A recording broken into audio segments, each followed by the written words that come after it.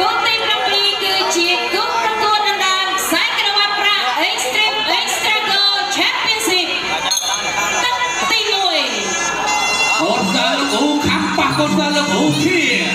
បាទកូនខ្លាបាច់មកធនមិនហងខ្លាដូចគ្នាណាទាំងពីរនេះអីយើយក្នុងណាតែតែព្រៃទល់ពីខាងខ្លាតបទៅក្រោម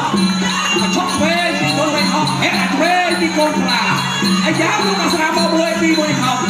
ដល់យល់លោកខ្វែងទៅមួយពីកូនខ្លាខ្វែងពីមិនហងអាស្រាមកពីមិនហងសាប់ទៅខ្វែងការពីមិនហងកូនខ្លាលោកខ្វែងលោកអាចខ្លា